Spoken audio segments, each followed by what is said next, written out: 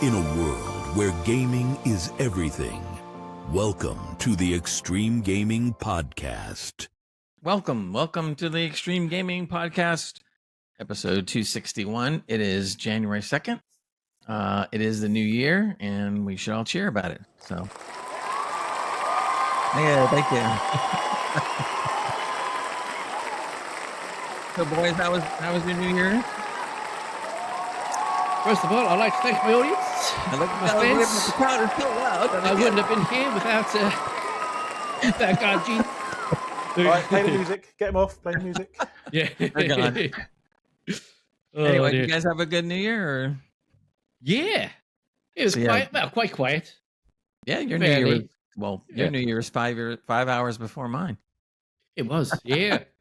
With all the time differences. They had CNN was doing a thing, which I thought was pretty cool. They started out with doing New Year's around the world. And so the entire day was different cities in different countries. So they started out with Australia, which was my morning, and it turned 2025. Then it moved to Japan, then it moved to Hong Kong, and then it just kept on moving around the world until they ended up the last place in New York City. So it was amazing, huh? It was pretty cool, though. I thought it was like neat seeing everybody's different way to celebrate and stuff, and so it was pretty cool. Anyway, it's awesome. So it is EGP, like we like to call it sometimes, but it's Extreme Gaming Podcast. And then before I forget, I want to introduce my buddies here. Matt, go ahead. Hi, I'm Matt, also known as Irish Guardian, all your gaming what's it's and Twitch. How you doing? And hello, I'm Tal, also known as Tal, and I'm really happy to be back. Thanks, guys. Really appreciate it. Good. Welcome back. It's good to see you. Yes, it is. And we have hardware stuff to talk about, so that'll be fun, too. Not that you don't talk about other stuff. I know you do, but I know that's your forte. Play the occasional game when I get the chance. By the way, since you did introduce yourself, go ahead and give me a 20-30 second little quickie on gamertech.org. Go ahead. Oh, you're very kind, Grace. So I'm my company's gamertech.org, where we have the best value gaming PCs in the UK. Go take a look. You can buy one off the shelf, or you can build one from one of 2,000 components. So have a look. Do they have financing too, you guys? You do financing or no? Yeah, we do the whole sort of really simple financing stuff like Klarna, so you can pay for it in 3 chunks, that kind of thing. But that's kind of it at the moment. It's just the simple stuff. We're only less than a year old, so we'll hopefully have some more comprehensive options with that kind of thing later. But you guys all back your computers and everything, which is great. Not everybody does. Yeah, absolutely.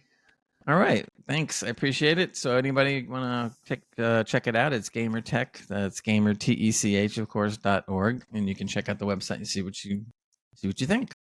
Also, our Discord you can join. It's of course discord.gg/Extreme Gaming Podcast. That's discord.gg/Extreme Gaming Podcast. We are also on YouTube, Extreme Gaming Podcast, Facebook, Extreme Gaming Podcast, TikTok, Extreme Gaming Podcast. On X, unfortunately, we couldn't get the gaming part, but it is Extreme Podcast. And we're also on Instagram and a couple others. I don't even know. There's some new ones popping up. We'll probably try to get on all those as well. So, wait, what about the new liberal version of X? Are you on that? Blue Sky? It's funny. We talked about Blue Sky a little bit. I haven't gotten on that yet. But I've been hearing different things about it. It's kind of like a split where some people are hanging with X and other things, people left and went to Blue Sky. Then there's Mastodon, and Mastodon has not as much. Okay, I don't even know that one. I mean, yeah, you look it up. There's a Mastodon. There's also, there's another one too. I can't think of. I lose track after a while, man. There's so many of them out there. I thought it was the whole, left-right divide. X and Blue Sky. Yeah, they're saying X leans right and Blue Sky leans left, and we all lean backwards, and I don't know. So Mastodon's the Independents, or? I have no clue anymore. We just try to appeal to everybody, best we can. But in any case, it's been an interesting week. There's been a bunch of different things going on in the news, as far as gaming news goes, hardware, and other stuff. So I think we'll start off with something which I thought was very funny, cool, but funny as well. Apparently, this guy decided that he wanted to take on a challenge of cooling his computer with 22 fans. You heard it right. really? 22 fans. Can So never have enough. apparently his case came with 5 fans, and he had to figure out how he was going to put in another 17. So he got to work on it, and he said that it wasn't the matter of the fact of the fans being that difficult to put in. He said the cabling, The cables, was yeah. oh god, It's totally always outrageous. the cables. Yep. And there was a picture. I don't know if I can get it up here quick enough, but I'll try. The cabling is like insane. I don't even know if because you have to pull the cables away from the airflow, otherwise why do you have 22 fans? Yeah. And stuff. So I'll try to get a picture up real quick if I can. But and then I'll show you what he did as far as the configuration and so forth. Let me see if I can pop this up real fast here. Hold on. 22 fans, right? Oh, but yeah. If they're decent fans, which I don't know, maybe they are, maybe they're not, but a decent fan these days costs 20 quid, 25 quid. Yeah, That's like £500 just in fans. Look at this picture. So I can't make it any bigger. That's normal. That's just what the back of my PC looks like. Yeah. And I've only got. I'm sure that picture is not everything. For people listening on our audio podcast, just imagine like a couple pounds of spaghetti hanging, in one area on your side of your case. That's kind of what it looks like. Yeah, I've only got 10 fans, and mine looks like the back of that. Yeah, it's pretty wild to say the least. But anyway, Have you got let me tell you what he did. The front of the PC? I'm sorry. Have you got a picture of the front of the PC? No, he doesn't have a picture of the front. I wish he did, but there's only that one picture. A wardrobe. So anyway, he said it started out as a Reddit challenge. Apparently, he went along with the question: what happens when you add an absurd amount of fans to a gaming PC to cool it? So he went with the 22. So basically, the 5 that were already there, we'll just figure out that's already in the unit, and then he added 17. So the ones that he added were 3 more fans at the front, 1 fan at the back, 3 more fans on the side, 6 fans dedicated to water cooling, 3 extra fans for the graphics card, and 1 fan for the RAM. I'd really love to know what case that is. As a case nerd, that makes me really happy. I'm looking here. I don't think he really says that. I don't see where he says the name of it, so I couldn't help you there. Let me see if there's something else. No, it's just talking about what he went through and so forth. They didn't mention the case. Maybe they didn't want to. They're probably like an absolute mess. Exactly. They'll say, "Get our case. It had 20. Look at the cables on it." Oh, sorry, I didn't mean it like that. Yeah, no, don't show that. That doesn't look good. No.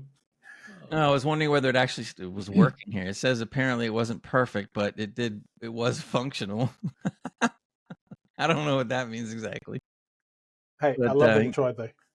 Yeah, that's it's pretty interesting. That's kind of like when we talked about a good while back when the Doom fans tried to challenge whether the creators of Doom, id Software, said that Doom 2016 could run at 1,000 frames a second. But no one could get it up that high. So what happened? This group got it, and they put a funnel around the chip, but tightly around the chip, so the liquid nitrogen wouldn't squirt it out the bottom too much. And they were constantly just pouring liquid nitrogen in there like this, just kept on pouring and pouring and pouring. Yeah, boys. And they were keeping track, and they actually hit 1,001 frames a second. That's epic. It was crazy. It was crazy, but it was cool though. It was cool to watch. So I thought I need that. Cool. Yeah. I think we need to do awesome. that. We should do something like that. That'd be great. We'll let Tarl do it. You just have to have the fastest PC on the planet plus a whole vat of liquid nitrogen handy, and yeah, that's all. Yeah, just, we can easily get that. Not ongoing supply. That's it. Yeah. Well, anyway, we're gonna roll right into a review. Matt, did you want to talk about the Below Zero and the Subnautica 2? Because you're on here twice. So the Below Zero is the game review, and then Subnautica is just part of the gaming news because it's already and all that stuff, and it's a little trailer. So I'm holding on to that for a little wee bit. Okay, but it might just go on because Mr. T in here because he's too busy chasing balls around on a field. Yeah, I don't know. Yeah, I know. I hope he comes on soon. Travis is supposed to come back from a football game, so if he comes in late, he'll click on the link and join us. Absolutely. Yeah. In any case, I did watch you play Subnautica Below Zero some, which I played the original Subnautica and none of the other DLCs or whatever that followed it. So I had not seen Below Zero which originally came out, I think, in 2021. And I was watching you play, and I thought that was kind of cool. There was definitely some different things about it. Yeah, absolutely. It is a bit hectic, this one. Yeah, so it is its own standalone expansion to the original Subnautica game, which has had good reviews. I think Subnautica got highest of reviews on the positive side, where Below Zero is just below that, but still looking good. So with this one, you follow a character called Robin Ayu, who's a xenobiologist searching for a long lost sister on this alien planet 4546b. I'm so tempted to say LV, but that'd be awesome. So it's quite narrative. It's more personal, emotional compared to the original. There are more characters in this one, so you're not really alone per se. Characters isn't other human characters, or yeah, NPC characters that will lead on to a story. The story is not really thrown at you in stages. It's like when you get to a certain area or stage, then some sort of storyline will start happening, and then you have to chase that around. So that's kind of gives it a bit better for the adventure. Sorry, they have more biomes. So you got like twisty bridges, glacier basins, loads more caves, volcanic eruption areas, toxic gases, new creatures as well that will come and get you, which is so annoying because you only got this little knife that really doesn't do anything. As people who played Subnautica, you got this little thing and you don't actually kill anything. You just hit it and make it go away pretty much. So I thought you were trying to electrocute one of them one time, some kind of creature. Were you doing that? Or... See, monkey, he keeps stealing my stuff. So I kind of started stabbing it with this knife thing, so I could let my stuff go, and then it stole my knife. Yeah, the creature stole your knife. Yeah, and then eventually down the line, another sea monkey came, and I was like, "Oh, I'm ready for you." I got a grav bomb sort of thing that'll hold you in place so I can take all the stuff there. And while I was trying to kill it, another one came up and gave me gold. He gave you gold? Gold, yeah. Oh, So nice. after a time, I think the sea monkeys kind of like you or something, so they start giving you things rather than taking. They must have stuff. Liked your gift. Absolutely, yeah. My forcewful gift. It's good. It's a good thing you didn't kill the other one, or you might have gotten something else. Yeah, true. There you go. Yeah, so it does add a lot of variety with sea life critters that are coming after you. So it's good. More mechanics. They have changed the mechanics quite a bit. For the survival part. New tools, new vehicles like the sea truck. Yeah. We were just sharing. Frankus said, "Sounds like you brought a knife to a sea monkey fight." I did. Never bring a knife to a sea monkey fight. I've learned that one. Yeah, so there you go. The graphics performance has been upped, especially for next gen consoles like PS5 and consoles. But PC is still winning, of course, because we're awesome. There we go. So yeah, the negative part is that the world does seem a lot smaller for some players than the original one, but it's still got quite a bit to get exploring, more dangerous areas, so that takes a lot more time. Were the graphics any different, or pretty much the same as? Pretty much the same. Yeah, they say it's improved, but I've got mine on 4K and it still looks okay. You know, it's not the best. I mean, I thought it was pretty good. I mean, the resolution is pretty much there, but yeah, it could be a lot better. So there you go. Some people have been reporting that there are technical issues still happening with texture pop-ups and outs. But I haven't had that problem at all so far, anyways. Right. Other than losing some of my, I think I had a crate that I built and pushed on the ground, but then it disappeared. So never mind. There you go. It's a good game. It's underworld. You get to do things, see things. See things. See things. Yeah. See things. See things. Yes. Yeah. I've got critter eggs that you find that I want to hatch. Well, I can't hatch them yet because I have to find a habitat that they can use. Like. Yeah, sort of thing. So you have to go around with a scanner scanning things to get these blueprints. Did they ever turn into like a Frankenstein monster kind of thing and jump out of whatever you're keeping them in? Hopefully not. I hope not. I did go to the base yesterday and it kind of did rupture and it was flooded. I fixed that now. So, yeah, there are things like that. So if you build too much of a base and you haven't got enough reinforcements, that thing's going to cave in and leak and go on fire and stuff. So, yeah. How was the base building when you were doing it? It's quite good. It's tedious because you have to look for certain things, certain ore materials. So you have to adventure to certain places to get certain things, which can get you into a lot of trouble, especially when you haven't got a lot of breathing room, quite literally, because you have got to eat, you got to drink, you got to make sure you've got enough air to do things. Bless you. That's why I my mic. Did any of the sea monkeys bring you materials you could use, or that's what's only one gold so far? But I think it's quite sporadic. I did see other ones around. There's a whole group of them under the a cave that I'm near, so I will keep going in there just to see. Is this your kind of game, Matt? You good with this kind of game? Yeah. I think so. My kid would probably say nope. I'm terrible at it, but he's given me a job to find certain materials and to build a base. So I've done that now for him. So when he comes over the weekend, he'll probably shut me and go nah, and then. What a good dad. He sat there and played the game for him, partly. Yeah, that's it. Yeah, just to get materials. Matt was kidding around when I was watching him play. He told me the same thing about building the base for his kid. And he goes, we'll probably come in here, tear the base up and rebuild it. yeah, definitely. Yeah. No, can't have that over there. I want this over there. I want the sea truck docking thing here. And it's quite good. It's very exciting. It's interesting. It's fun. I played the first game about 50% of it, and I really enjoyed it. I think the only reason I stopped it was starting to get a little samey. Yeah, absolutely. So, and I know the new one's going to come out later on, which I'll talk about in a bit. Yeah, I think the first one I kind of did that. Yeah. I skipped some of it and went off and played it. I'm going to give. I struggle a bit with the base building type mechanics and things like that. I do find them a bit tedious, and I kind of after 20 hours or so get a bit bored. Yes, yeah. I mean, the main thing about Subnautica that was cool is you're underwater. I mean, I know below zero you come above water too, but it was pretty interesting to have all this stuff happen underwater, which I thought was unusual. I don't think there's really been a lot of watery based games, I guess if you're going to call it that was like Subnautica. So it's got that going for it. Is there Soma? I think was underground as well. And there's another one that was 2D. I can't remember, Battle something. Where you're on the. I mean, not counting like side scrollers or something, because that could be anything. Yeah, the Super Mario Brothers underwater levels. I mean, those were pretty. Yeah, there you go. Yeah.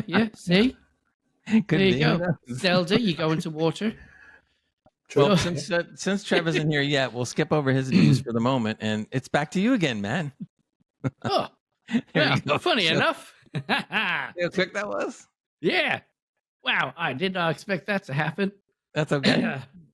Which is good. You want to try to get the teaser trailer up or no? Well, I've got it there. Let's see if it works.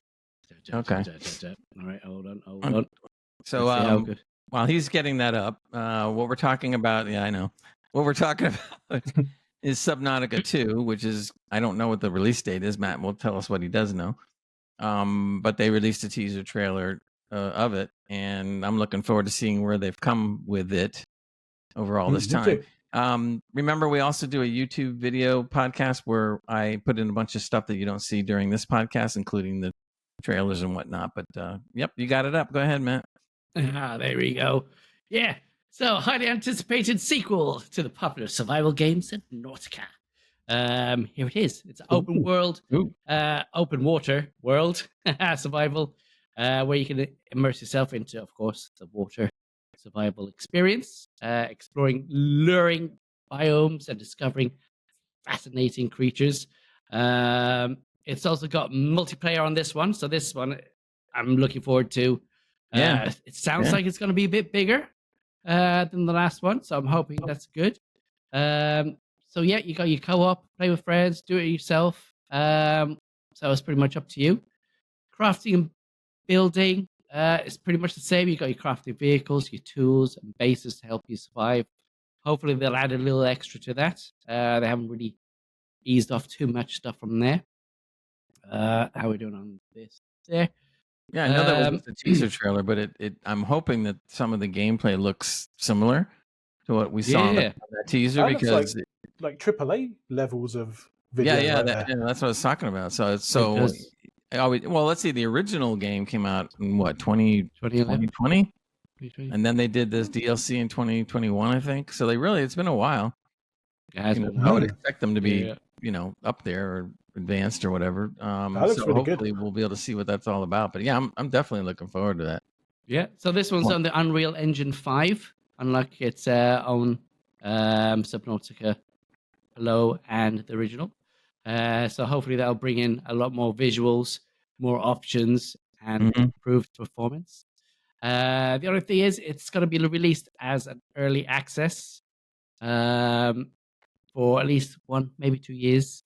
So how long? 1 or 2 years, give or take. Oh yeah, okay. All right. So it still kind of might be worth it. Yeah. So pretty much from that, the only cons there is that waiting for the full release. How long is that going to take?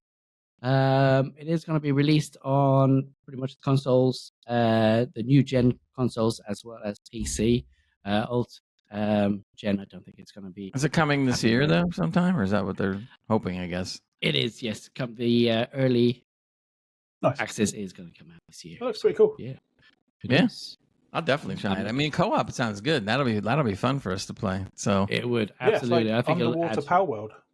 Yeah, that's it. Yeah. All we need now is machine guns and balls to catch things with. We've been playing. I don't think they're balls anymore. They had to change it. Oh, did they? Yeah, because of the lawsuits. Yeah. So would they make squares or cubes or something? I'm not sure what they're going with. Yeah, but they had to change the way the mechanics work. So. Hey, look, if that's all they had to change and they can still have the game, then these people are happy they can play the game. Sure, I mean, they went up against Nintendo in the Japanese courts, so I think they're pretty lucky, to be honest. Yeah. Well, I had read a couple articles. They said that, strangely enough, or maybe not so strange, Nintendo really wasn't looking for a lot out of them. They only wanted a couple things, and that was it. And I was like, really? Because they could have come at them a lot heavier. But apparently they didn't, and so it ended up being, the couple things they wanted, which cost the developer of Power World a few bucks, but not anything terrible.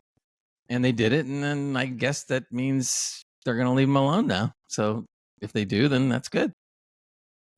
Yeah, I mean, I hope so. At least that's what we're seeing to be getting into. Doesn't sound like Nintendo, but sure. Hey, absolutely. What was the other one that Nintendo just started to sue? There was something else too.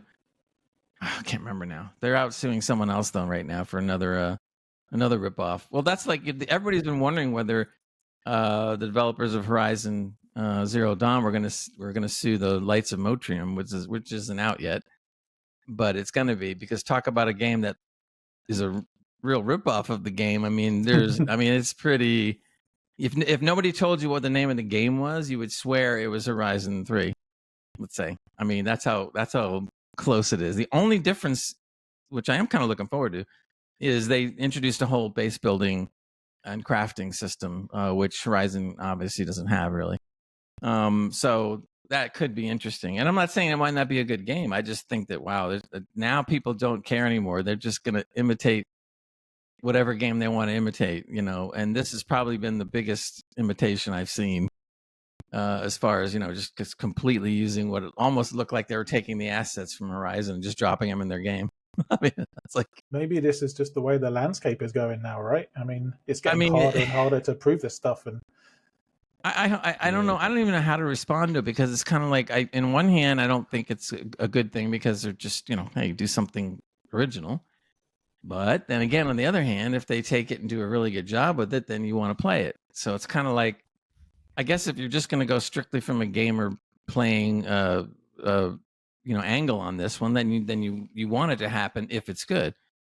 However, I think what's going to happen is that if it's not good, people are going to really wail against it, because they're going to go like, "Oh, this is just a rip-off piece of crap." Yeah. I think the concept of standing on the shoulders of giants has just been around since the dawn of time, right? And people will keep doing it. But yeah, I mean, it has to be good.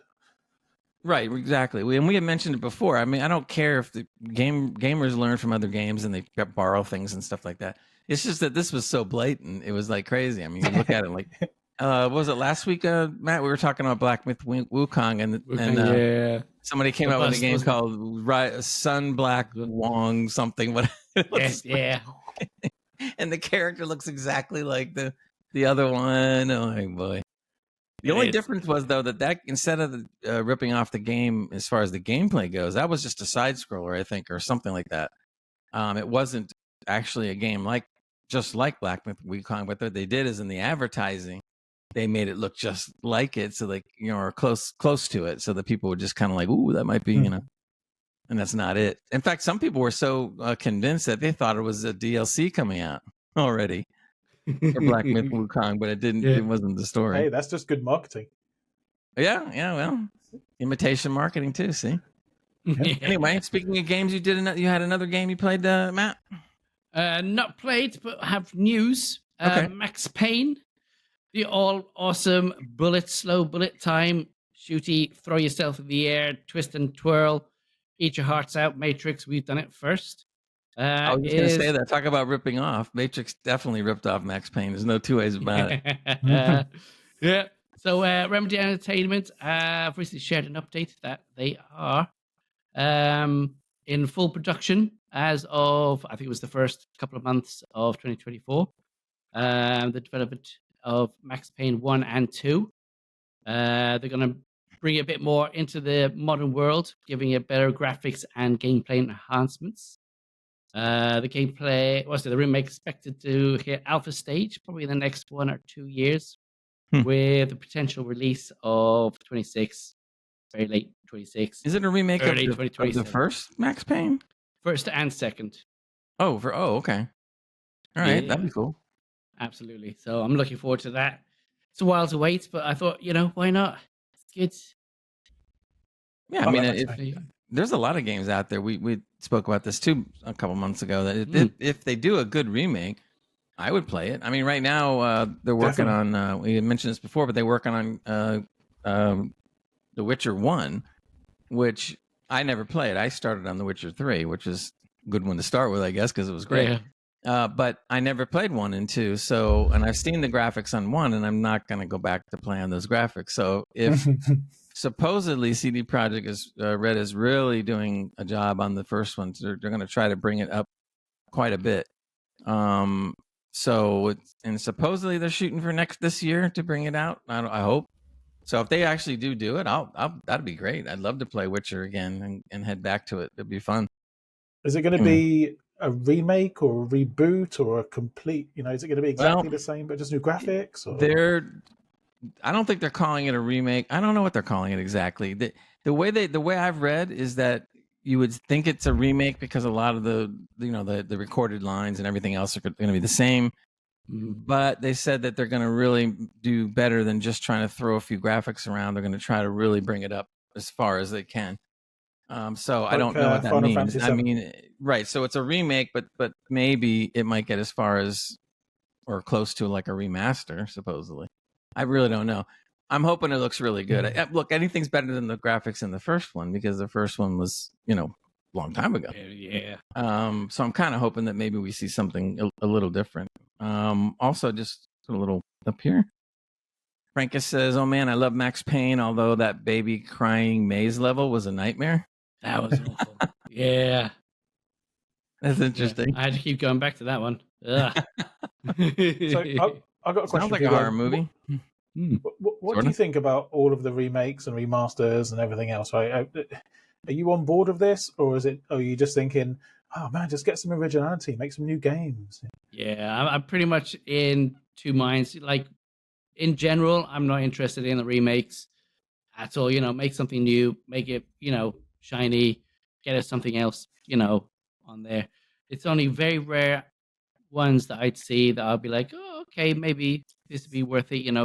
I think Mass Effect was one of them that I'd probably go for. Was it the Horizon Dawn as well? That remake was okay so far. I still have to get back into that. So with Max Payne, because they're adding more to it as well, not just having a complete rehash, they're adding some other mechanics. They're adding other scenarios, So they're adding some new stuff. Yeah, so that kind of makes it a little bit more fresh, to keep away from the old and old. So hopefully it'll be fine. And There he everybody is. hates He made it. football. Nobody likes football, except for him. Your Lord and Savior has returned to save you all and forgive you for your sins. And you must be pretty cold. You look like you have an Arctic parka on or something. I've just come in. And that's all. I've just arrived. Do you guys put the heating on for hours and hours during the day when you're not at home? Thank you, Matt. And you live in Florida, so you would never understand. Taro's smart. He knows. No, don't work with that. Don't need to work with that. So I do work from home from time to time. So you'll be up next in a second there, Trev. We skipped over your news, but we'll come back to it in a sec. Screw you. To answer your question, Carl, on the remake side of things, originally I was not for remakes whatsoever. For the reason like you gave about, come on, make some original games already. Now I'm kind of looking at it a little differently. If you're gonna do a remake, you better make it damn good, because if it's not good, then it's a big waste of time. And like Matt just said, they're adding some new stuff to Max Payne. Well, in Horizon Zero Dawn, when they did the remaster and it came out recently, they also added new stuff. They added some new cinematics. They added actual new lines. They brought in the actors to do some new lines, and they added the new lines back in, and they added closer shots of some of the NPCs, so you felt a little more like it was what was happening. And so 10, 15, 20% or whatever of what putting it back into the game was new. And then on top of that, they really lifted the graphics because it looks really good. I mean, when it first came out, it was really good. But then, of course, the second one came out, Horizon Forbidden West, and it looked great. So they brought it up to that level now, and it looks excellent. So they really did a good job. So in that case, yeah, I'd love to see it. What if they do all those things, but then they screw it up somehow by, I don't know, changing the story, making the ending bad? Then I'd be totally against it. I think if you're going to do a remake, you're under scrutiny that you have to remake it so that it's worth it. Otherwise, why bother? Look, they're making money off of this because doing a remake or a remaster, whatever, is going to cost them far less than making the game an original game. So if they do a really good job, fine. If they make really good money off it, fine. But then take that really good money you're making off it and make an original game next time around. So if it's going to help the company pay for an original game, fine. If you're just going to do nothing but put out remakes all the time, then I'm not interested. I want to make some meaningful stuff. We had talked some time ago about the old Tomb Raiders when the first ones came out long ago, right? Or even just maybe 10 years ago or more, or a little less or a little more than that. If they could take those games where I'm not going to go back and play them. I did play them when I was younger, and of course they were great because that's all we had. But if they were able to bring the standards up to at least the more modern Tomb Raider graphics, etc., then I would be all for it. But according to what we've seen and read, is that when they do this remaster or remake or whatever of they're just going to go in there and just clean it up and make it look a little bit better and maybe a little bit sharper and run a little better, and that's it. They're not doing anything else. So it's almost like they're doing a half-assed job. They're just going to go like, let's just tweak a little of this and that, and we'll sell it and make some money. I'm okay with that. That's okay. This is my opinion, right? The old games that are amazing, that like let's say Final Fantasy VII, right? That's my favorite game. These old games, they're pretty much perfect. Like Final Fantasy VII is perfect. I would have been way happier if they had just made the graphics nice. Maybe, I don't know, redone some of the cinematics, or maybe even not, but just a little tart it up a bit, and that would have been great for me. I don't like when they go back and play with perfection, like some of these old games are. Absolutely, yeah. There is a line where if it is that good, then you shouldn't really have to mess with it that much. I mean, I see your point, because I know there's people that don't have a problem going back and playing old-looking 8-bit and 16-bit games, but I do. And I've got no problem with that. Yeah, and I understand that. More power to you, for sure. There's plenty of people just that have your opinion as well. It's just for me is, and I played the games. I'm older than you guys, so I played all the games. So I look forward to everything that comes out that's new, or newish, or new, or and so I'm fantasizing in my head, going like, wow, if they could make the really old Tomb Raiders what the new ones look like, that'd be like great. I would just play them in an instant. But but I get your point too. That makes sense. So if they're going to remake it, they should do both. They should do the easy one, and keep the graphics relatively the same, except a little, whatever, polished, and then remake it and really bring it up to snuff. Maybe have you seen Diablo 2 with the remaster that they did, right? So you can switch between the old version and the new version. Oh, no, I didn't see that. Cool. No. That's cool. Yeah, but how about if they made, a game that they went back and made a new game of the old one that's kind of like, 25% new stuff, but then you could just press something and go back to the actual original game that just has the fancy graphics. That would be great. That's the perfect. That would be interesting, but it depends. If they're putting in 25% of new stuff, let's say, but they're keeping it at 16-bit, let's say, then me personally, I'm not interested. But if they up it to a higher quality, to where it doesn't have to necessarily be Unreal 5 quality, but somewhere in between, the old and Unreal 5, then I would definitely consider playing it and stuff. No doubt. But it's like, if I don't like the fact, and I shouldn't say don't like, but if I've outgrown the 8 and 16-bit versions of games and I don't want to go back and play them any longer, then why would I go back and play it just because they added new stuff to it? Because it still looks terrible as far as I'm concerned.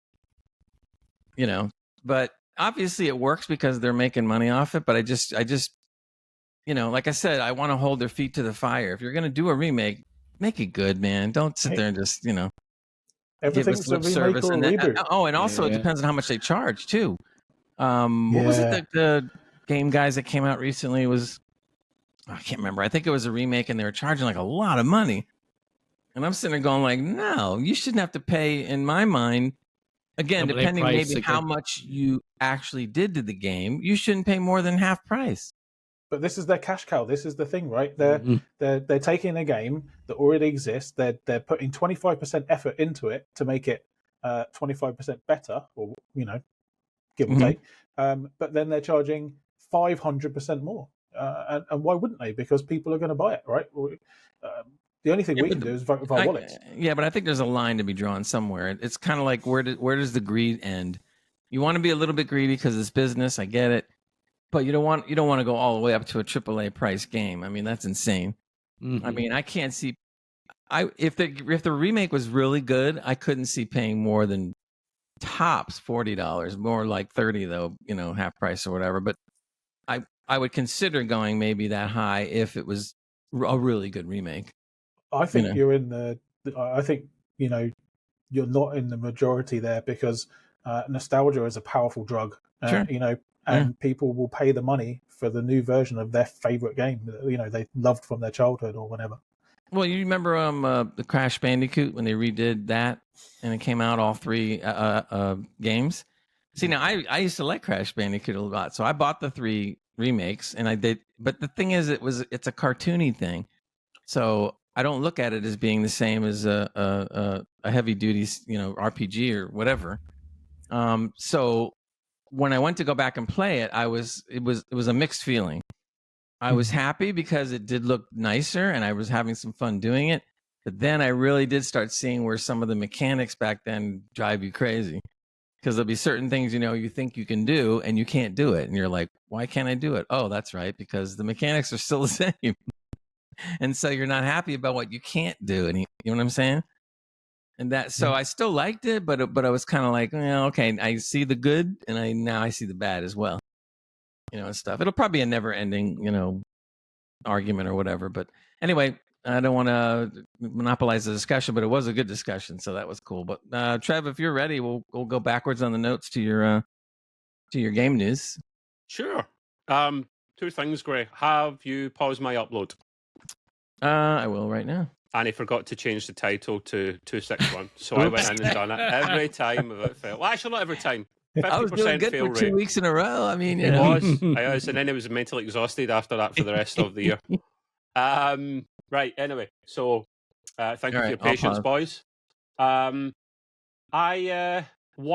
news article out of these 2 is actually more interesting than the other, I guess. So I guess I'll get the piece of news out of the way. That's not really a piece of news. It's more of a statement, maybe an obvious statement.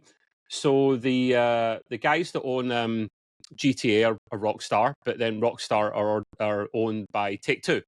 one of, if not the biggest, they're up there with like Tencent, is like the biggest gaming publishers that own so many studios, and they're worth an absolute fortune.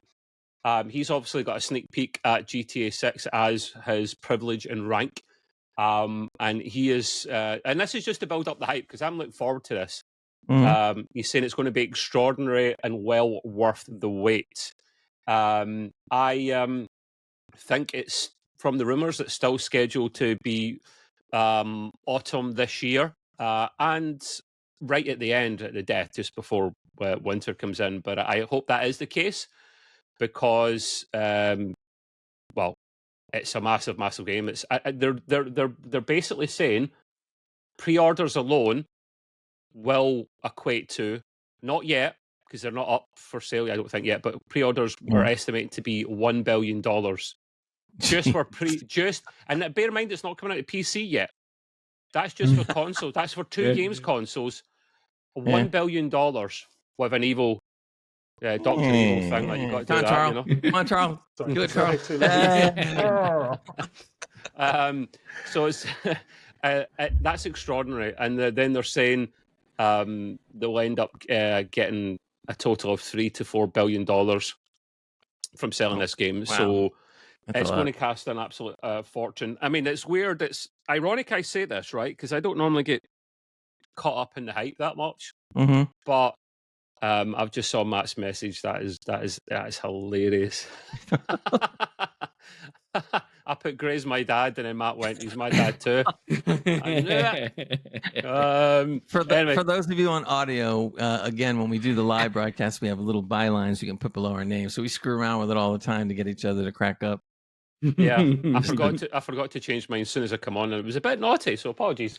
Yeah, no, I did the same thing. Mine was a little bit risque, so I changed it. You know, but that's cool. Yeah. So yeah, I am looking forward to GTA. But the thing is, right, I don't know why, because I barely touched GTA 5. As in, I played a bit of the online, and the story. I've started the story, but I really need to finish it before I play 6. It's only fair, and I will get it on the PS5 Pro. I probably won't double dip and get it on the PC, because it'll be a couple of years, minimum of 1 year, I think, possibly 2. I understand why they're doing it. It's the resource. They don't trust anyone external to make that for them, and they want to get it out to the most profitable platforms right off the bat. So it's PlayStation and Xbox. It sucks, but they've done it with GTA 5, and that's just the way it'll go. So yeah, I am looking forward to that. It's so by the time it comes out on PC, you'll have played the hell out of it, and you don't want to play it anymore by the time I try to play it. Well, it's online. I hope the online version launches straight away for console or shortly after, because the online version for PC it literally takes forever to load. It's ridiculous. It's really off-putting, actually. So and it'll make them a fortune in online sales. If they do online, are they going to do online for consoles only right away? Well, yeah, because it won't be out in PC at all. Like, it won't be. It's just the consoles at the start. So I wonder if there's a way to have the PC emulate a console so that you could play online. Yeah, there's no PC that can emulate a PS5 at the moment. A PS5 yet. And you get sued into like glass storage. Into oblivion, yeah. Or most, no, that's Nintendo. Nintendo sue you out of existence. At least Sony and stuff will just sue you without actually eliminate you from the timeline. Right, they want you to exist so they can hang you from a pole or something and show everybody. Make an example of you. So yeah, it'll be the biggest game of all time. We're not really surprised by that. And the other thing, which, God, maybe I should caveat this with an apology, but there might be something to it. Half-Life 3. That one again, boys. That one again. Yes. I know. Listen. It's making my hoo-hoo do a thing as well, Tarl. It's not just you, my friend. It's up there with Doom as my favourite 2 franchises in video. In fact, that's what got me into 2 games. Can get credit for me getting into PC gaming first and foremost. First was Doom, actually, to be honest with you, beforehand. I played them on my mate's PC when we couldn't afford a PC and were really expensive, and he was a little rich boy. So we'd play that on his machine, and I absolutely adored it. And then a bit later on, Half-Life came about, But I was in uni when I just started going to uni when Half-Life came out, so played the shit out of 1 and 2. Adored them, and then Half-Life Alyx came out a few years back, and it's the best VR game, hands down. Nothing even comes close to it. It's made from the ground up. It is perfection, generally is. Plays, looks stunning, great storyline. Just keeps teasing you all the way along. So Half-Life 3 is being teased again. Of course it is, and we do take it with a large pinch of salt. However, they're talking about play tests for Half-Life 3 being a thing at the moment. And just for now, it's more of a very, very internal thing, as in just some of the devs playing it, some of the friends and family playing it, that kind of thing. I think, and a lot of people are saying this online, I watched some videos of people that have predictions, like gaming podcasts out with our own, and 2 or 3 of them are saying one of my predictions is they'll announce a Half-Life 3 this year. Not to say it'll come out this year, but they announce it. Can you imagine, Tower? I'll lose my shit, man. Another year already. Good to see and hear from so many of you. May the next quarter century deliver as many unexpected surprises as did the millenniums first. Then again, time is fluid, like music. See you in the new year. Trev, sorry, I've got to stop you there, but are you saying that this exists? I mean, what? Just rumors, People heavy are saying rumors. it. Rumor. So there's actually a product that friends and family of Valve are playing. It actually, oh my god! We need to find some singles in that group. I think I need to sit down. I think I need to lie down. Oh Well, my the God. things that impresses me about this rumor is that before there's always been rumors for the God knows how many years. Oh, Half-Life 3, blah blah blah blah blah. But this time it said playtest, so now I'm kind of like, okay, now it's a little different. I do know that when what was the game we played recently? Deadlock, right? So they were testing that apparently before they let people try to test it. And nobody knew anything about it until Deadlock came out and said, "Oh, play this game." And the game is already mostly made. And I'm like, why didn't we hear about this? So now I'm kind of wondering. I'm thinking that if it's a rumor that says playtest, I wouldn't put it past Valve to be playtesting it right now. But this is like the MO of Valve, right? No secrets escape from Valve headquarters. Not generally, right? Right.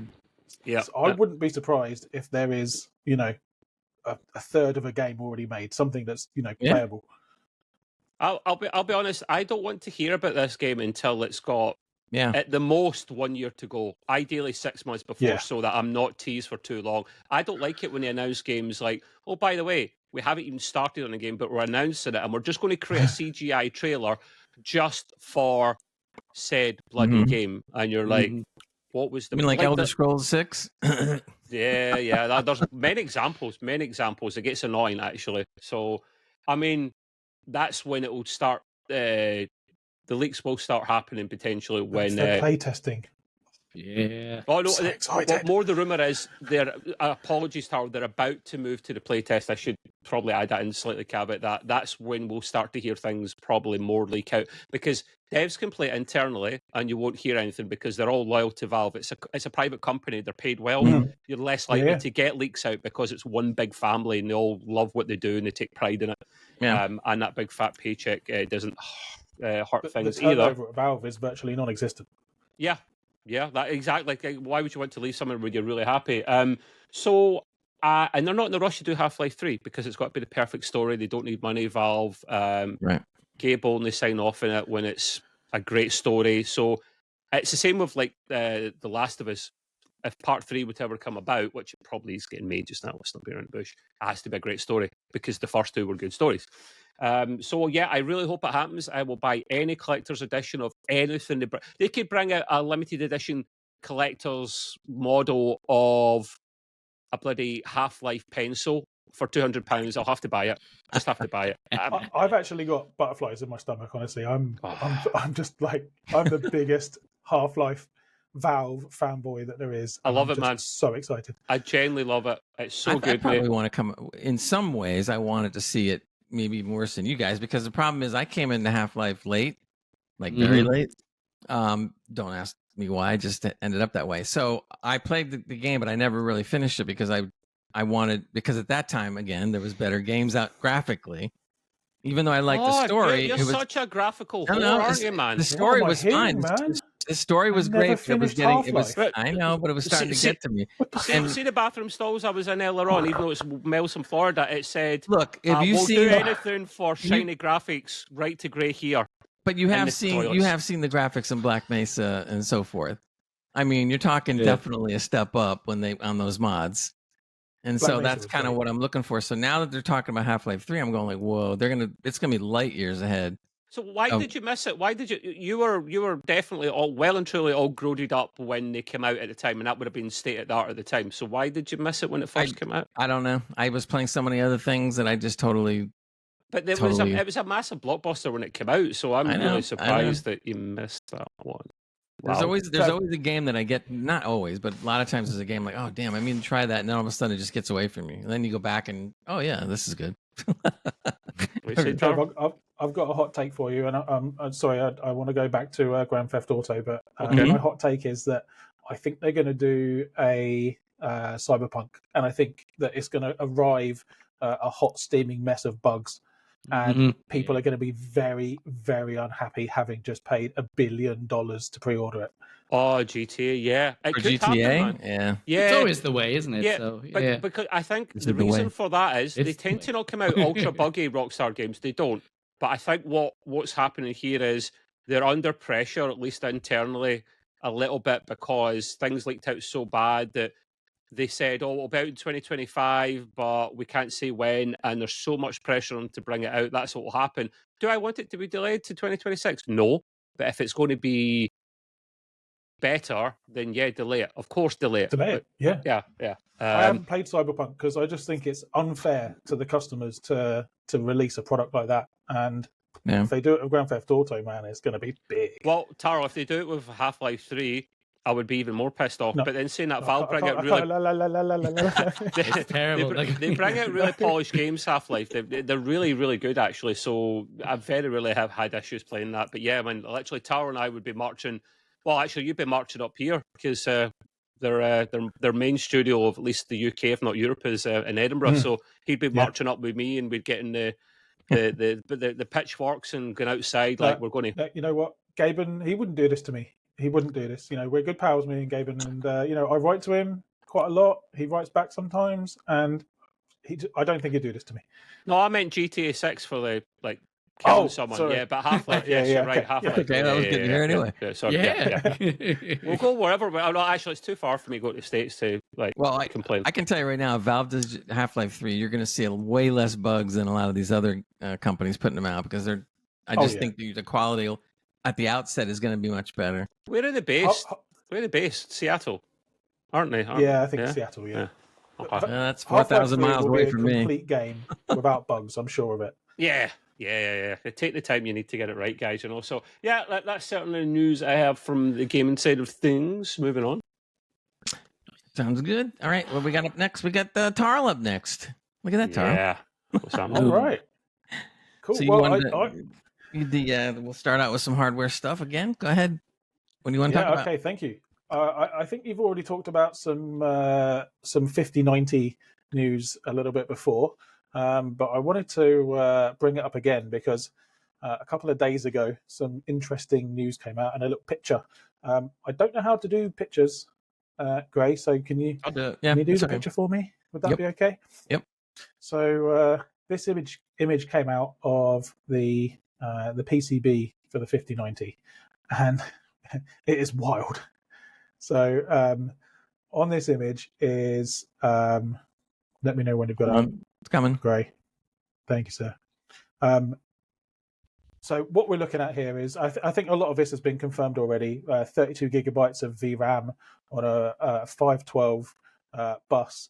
And it is going to be an absolute monster. And if you scroll down a little bit, so this is the 5090 PCB here. And if you scroll down, we've also got the 4090 as a comparison. Where do you go from here, by the way? Because that 5090 is absolutely cram-packed. So you're looking at 600 watts of power needed just for the graphics card itself. When it comes out, I'm sure it's going to be as rare as rocking horse shit. Mm-hmm. I don't know if you guys have seen the price, but they're saying $2,600. Yeah. Tar, we need to mention really quickly, the last card, the 4090, was, what was that, $1,600? $1,600. So Gray thought it would be that price. I thought they would be increased, but not super expensive. I thought $2,000. That's already a really good increase right away. I know the components cost a lot more. I get that, like especially GDDR7 memory modules. They are expensive to get, but they are absolutely taking the piss. And I know they're going to, because no one can compete with the top end, but this is ridiculous. No one's saying you can't make a profit, even a good profit, and be like one of the top companies, if not the top company in the world. But greed, man, just greed. I'm sick of it. It's crazy. It's crazy. And you know, the material costs to go from 24 gigs to 32 gigs of RAM, $120, $150 max, you know? Yeah. Maybe a bit more because it's GDR7, but I don't know. But it's so much money. But okay, so let's look at it from the other side of the coin, right? It's going to allow people for the first time to have proper 4K gaming at high frames per second. So, you know, you'll be able to probably do, again, I'm just guessing, but probably, 200 frames upwards on 4K. It's going to be incredible for professional use. 32 gigs of RAM. It's going to be incredible for AI. And it's going to be the only GPU of this caliber for the next 2 years. So will it do 8K gaming? Nah. So yeah, $2,600. Are you buying it? 8K 60, yeah, possibly. 8K, I'd say 30 max. Hmm. I'm just thinking for all that extra money, they should do it for 8K. The 4090 can manage 8K 30 in some games. Not nothing too crazy. What do you think about the 5080 Tower? What do you think that'll be cost wise then? Probably 21. At least the price of the 4090. I'd say probably $1,600 to $1,800. 21. What was That's it in what the I'm UK? predicting. The 4080 when it came out? Was it not something reasonable like £600-700? And they're really going to go and increase the 4080. I'm trying to do comparisons between current it was and like new gen. $1,200, and it only had 16 gigs of RAM. It was only when the 4080 Super came out that it became like a reasonable proposition. Something you'd actually buy. But originally, it was bad, man, really bad. I think the 4080 was actually, or maybe it was. I think it was decent value, and they're going to increase that one to the 5080 for a massive difference. That I just think I won't bother upgrading the GPU if that's the case. I need to upgrade my CPU. I'm not going to do that if they're charging that kind of money. That's just ridiculous. Yeah. $2,600 is the price of a really good computer, a whole computer. Oh, look at Prankus. Prankus is drunk. Go home. Of course, it can't run Crisis on high. Come on, man. Nothing can. Crisis is getting to be not the standard bearer anymore for that kind of stuff. Now it's up to some other. You got to keep the joke going because it's funny. Oh yeah, the joke's got to keep going. There's nothing, They just remastered it, I think. But well, my thing is, I'm not trying to brag, but I will. I went ahead and predicted the price would be $2,500, and these two are going like, "You're nuts! It's never going to be that way." And what happened was, not only was I right, but they won $100 above what I said. Well, it's like, rumors, man. We don't know yet. It's rumors. Maybe we'll bring it down. Find out in 4 days. That's when CX is. When the rumors are just like a week out, they're fairly solid, Yeah. Oh no, it probably will be, man. Listen, of course it makes sense for them to make the prices really high because they have no competition in the high end. This is why AMD are very, very selfish. Very, very. I actually blame them really for all this. Come on, pull the finger out. You can't compete with them in the top end, really? Come on. Maybe they don't want to rip off people. Good if you try. If it was me, if I was AMD, I would put out a card as good or close to the 5090 and charge about $500 less. They could take a chunk of the market right there. They release as much as they can. They release what they've got. Like that's the problem is it's not close enough. That's the issue. Exactly. But they've got like a 10% market share. So they must be thinking to themselves, what the fuck are we even bothering for? Yeah. What can we do? What they've done. they haven't released a top tier card that can compete with it. To be honest, business wise, AMD doesn't need to. AMD has a solid lead in certain areas that NVIDIA doesn't bother with. So it's not like AMD is not making money. They just went with what they're strong in, and that's it. Yeah. See, answering Taro's question directly, that in terms of where do we go from here with the 5090 onwards, considering the die size is absolutely, I mean, literally it's got its own postcode now, it's that big. You're getting to a stage now, and I think your man, Mark Cerny, the lead architect for Sony's PlayStation, and if you haven't seen that, go and watch his deep dive. It's super geeky, Tarl. I know you're more about PCs like myself, but still, it's x86 architecture stuff there, so it is based off PC components at the end of the day. And he goes really geeky to the point where you literally can't miss a bit of it, otherwise you've lost what he said. You have to focus on all of it. So I was rewinding all the time, and it was fascinating. Digital Foundry were asking him questions as well afterward, and I love what they do as well. Like, they're super geeky, and they were like, "Where do we go from there?" And he said, "Well, we're getting close to reaching what we can do with rasterization." And that isn't a Jamaican thing, guys. That's literally raw graphical horsepower there. Hear me now. It's rasterization. I get it. Yeah, we're getting close to what we can achieve. So where do we go? We go AI, we go machine learning, things like that. That's what you can do. There's only so much you can do, man. We're getting close to we're hitting photorealism at points in games, certain games. So that'll be, because you can't keep going bigger and bigger as well, because I don't know what these new chips are on, like the 5000 series GPUs, Tar, but they be like 4 or 3 nanometers at this stage. So I think they're 3 nanometers. Yeah, they're yep. Yeah, that's expensive. Weren't they down to 2? Wasn't somebody one of them down to 2? But the problem is, when you bring that out, well, bless you, TSMC. Thank you. When they bring out their latest iteration of chip technology and fabrication, they then get booked up by these big companies way in advance, and it's not been that long since 2 nanometers was something they started putting into production. I don't think a chip exists yet that's 2 nanometers. I think the ramp up production is it this year or next year for that. So maybe the iPhone 16 might be on that later this year, but it's a big if. It takes time. The yields are always low to begin with, Gray, because it's such a brand new technology. So they have to charge such a high amount for it. And when you look at a big piece of silicon, it's always circular, which is a really shit design in terms of like getting bang for your buck, but that's just the way things work out. So all the chip round the outside are more likely to be gammy and dodgy. And then as time goes on, they get better and better, more efficient, and more of the silicon can be used, and they can bring down prices. So we've got a while to go yet. This is why you're seeing such high wattage in these latest cards, because, well, if you're paying an absolute fortune, 2 nanometers or 3, then 2 nanometers means just sell your house if you want the 6000 series cards. Because apparently it's not out there yet, so I don't think we know for 100% if it's 2 or 3. Yeah, true. Silicon is just sand. We're paying for sand. Yes, we are, sand. Very good point, my man. Very good point. It's redonkulous. It really is, mate. But here's the thing. Like, I get super geeky again. It stopped me here, but it's not just the sand that you get from the beach sand. It's a particular type of very, very fine grain, good quality sand that you can only get in certain places. You can't just pick it up anywhere. Otherwise, it would be cheaper. Certainly not. Oh, hell no, man. You see the pebbles down there, mate. No, that would be that wouldn't run much. But yeah, anyway, sorry. I get a bit caught up in how geeky this stuff gets in. I know it's not everyone's cup of tea, So nobody's buying the 5090 then at $2,600? I've got 4080 Super, mate. I've got a 4080 Super. That's a brilliant card.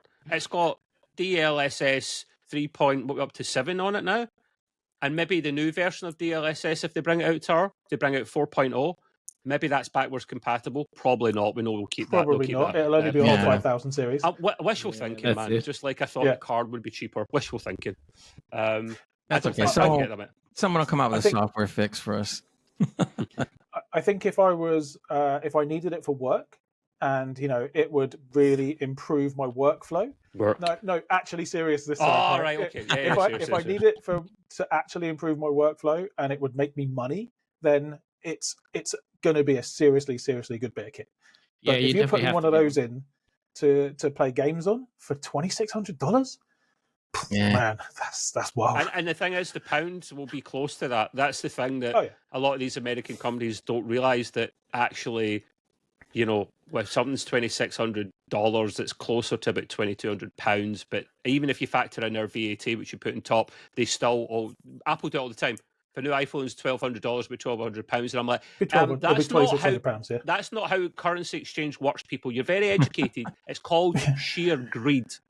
Yeah, and they're going to tell you it's marketing, and that's why they have to do that. Marketing. Well, it costs more to market in the UK than the States. Yeah, very good. But yeah, anyway, not for me. Probably not at that price. I wanted a 5090, mate. I really did, but nah. I did till I saw the price. I can't afford one of those. That's crazy. I don't even think I could afford a 5080. Never mind a 5090. So I might just have to. And the thing is, they don't reduce the price of their cards, mate. That's the problem. For the most part, they maybe do a little bit towards the end of their generation when they bring in the Supers and the TIs, but it won't be anytime soon.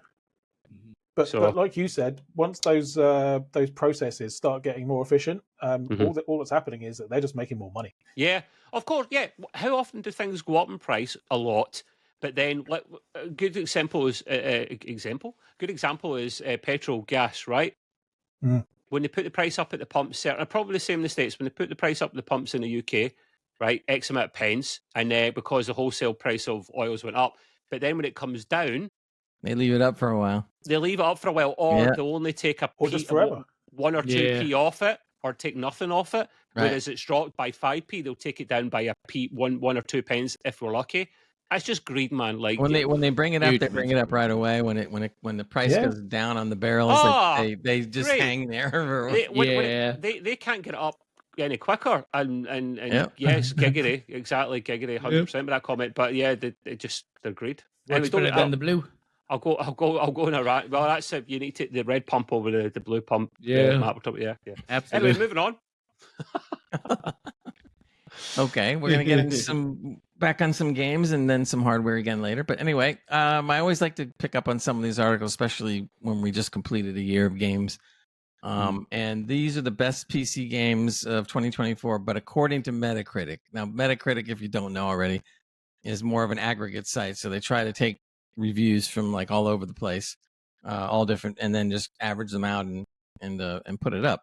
So again, you may or may not disagree, or we may not agree or disagree, whatever. But I thought I would just throw it out there to see what you guys think.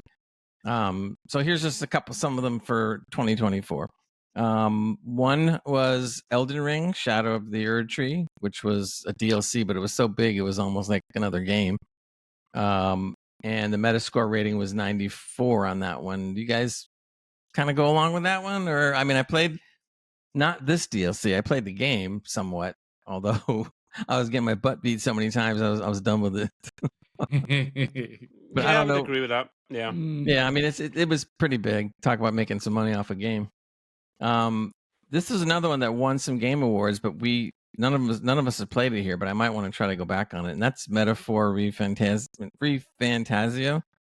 And that had a Metascore of 92. And I hear a lot of good things about it, and they've got a lot of 10 for 10 ratings and everything. And so I got to see what it's about. It's very interesting looking, and I will put up some of the video images on the YouTube edit that we do. So look for that in the 48 hours or so after this show. Tekken 8, I was actually a little surprised, made it all the way up on the list with a score of 90. I used to like the old Tekken. I think the last Tekken I played was 6 or 5 or whatever. The new Tekken is good. That's one of the few games on this list I've played. It is really good. I prefer Dead or Alive, purely for the fighting ability, nothing to do with the characters and the aesthetics and the bouncing, just purely for the jiggle mechanics. Jiggle mechanics. Listen, the physics are so realistic. It's absolutely unbelievable. The time and effort they put into these male developers. Love it. I can appreciate some jiggle mechanics. I like the the game is really good, but those physics really do good, wonderful things here and there. Gray coined it jiggle physics. I'm sure he did at Oh, one I didn't point. make it up. That's a common thing out there. You just don't hear it quite as often, but somebody came up with it originally. But yeah, everybody likes a little bit of jiggle physics. In their hands, of course, not anywhere else. Anyway, next game up was UFO 50, which looks it's like an old style game for sure. It looks like a side scroll 8-bit, 16-bit, whatever kind of game. But it had a 91 Metascore, and apparently people really like it a lot. I would think some of you guys would probably like this better than I. This looks like Ghosts and Ghouls or Ghouls and Goblins. Yeah, okay. Yeah. I remember that. So that just shows you that some games, despite the fact that I might not like the graphics, they do very well.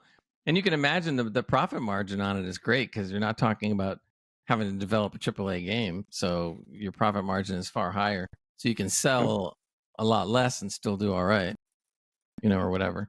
The next one up was Animal Well, which also got a 91. And again, very similar to UFO 50. It's more of a Metroidvania kind of game and more of a 8-bit, 16-bit feel to it.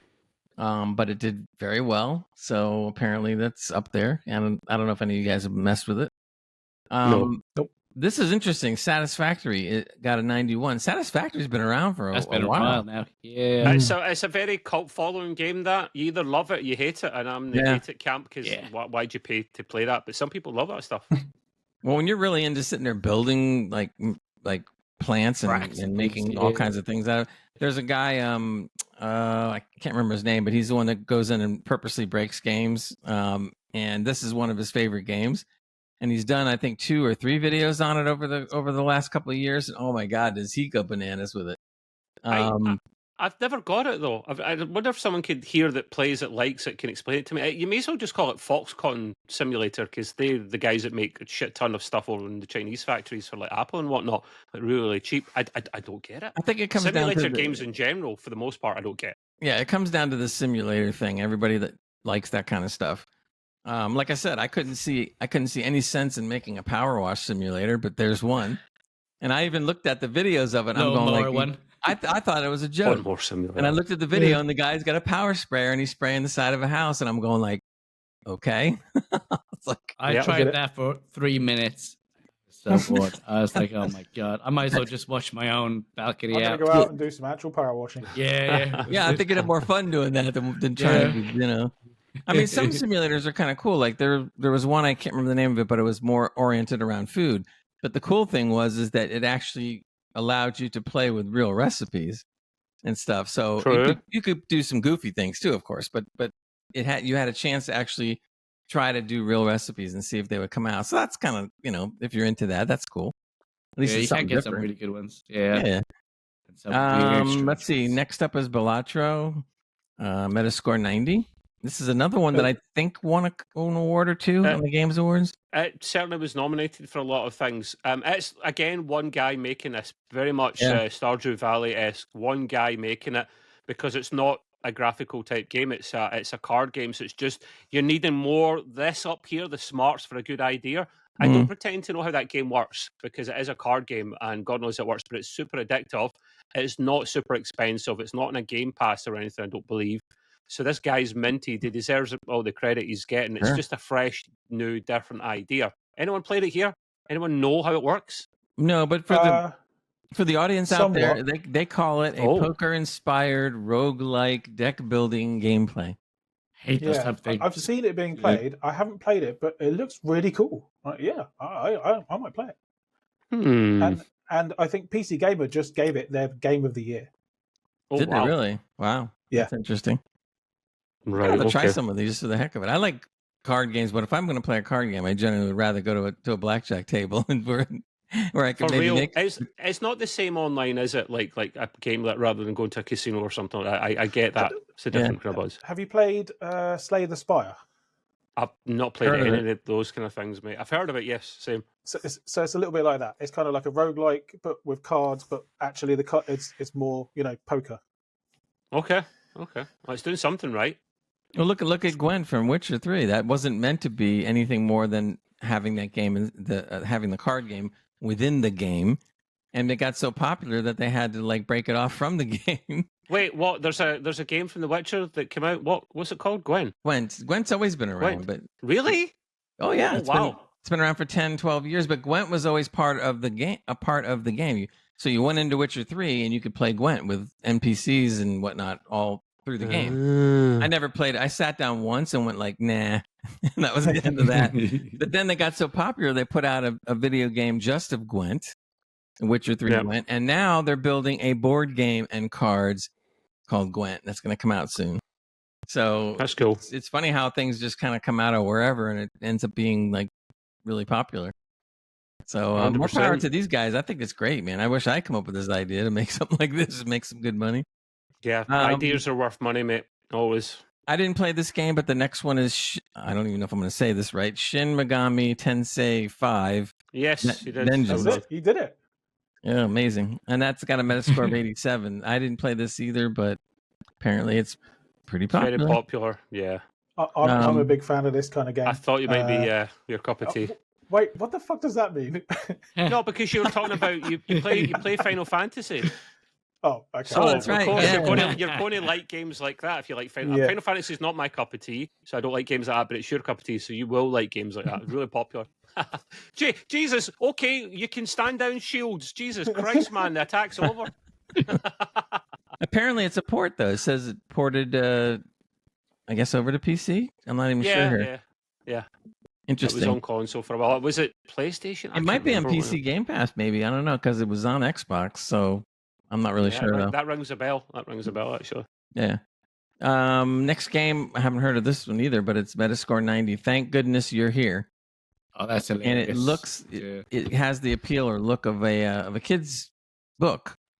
What is it? I'm trying to see. They explain that as being a slap and tickle, Monty Python-y style. Slap comedic. and tickle. What kind of games are you playing? They call it a slap. Everything. They call it a slap former. It's got its own whatever. A slap former. Slapformer, yeah. I can just like make side it scroller, but this is a slapformer. So I guess okay. It says here in terms of gameplay, you're not doing much beyond steering a small chap through various scenarios that can be solved with some percussive maintenance. In other words, slapping things. But it says it's a memorable game, and they gave it a high rating. So I don't know. Metascore of 90. Wow. Really? Okay. Now here comes one. Finally, I'm well aware and familiar with, and so is Trev. God of War Ragnarok. Metascore was 90. That was such a good game. I mean, that was the only time I took my my grandson's PlayStation away from him. So Has he got it back? What's the latest on that? I played the game and then I gave it back to him. So good. Oh, so he's got the PlayStation back, right? Okay. Yeah. But I said, let me borrow this for a while. And he would have done it anyway. But I said, here's a couple bucks. And he goes, okay. Good man. Next one is Like a Dragon, Infinite Wealth, which I've heard of. But I got an 89. Again, Danny Trejo's in this game. He's the villain. If you don't know Danny Trejo, Google him. The guy's great. He was so funny when we played Scum because Gray actually paid money for the Danny Trejo skin and actual sayings. He would this mild mannered late 60s something Floridian would walk up to you in game and just curse and say something really offensive that you wouldn't even say to terrible case of the Ligmas. That's what games are for, man. You know, live your fantasy. I don't know about that, but what he said was just great. I couldn't believe some of the stuff they got him to say, and he looked like him too. They did a pretty good job. So once you bought it, you had the skin, and you looked like him. It was fun. That was a fun thing when we played Scum for a while. Let's see. Next game is Kill Knight. That's with a K. Metascore 88. I'm trying to look at the game. It looks like they said that it compares to arcade. It's an arcade-ish kind of game. Smash TV, Robotron. Cool. You know, something like it. They said it's like a reverse Doom. Okay. Reverse Doom. It's up to you to make angels extinct. You will not cry when angels deserve to die. No wonder they're talking about Doom because literally. Doom guy literally went after the gods and angels and effed them up, and I loved it. It was like, take that, like all of religion. Yeah, loved it. The next game, and Trev, you might.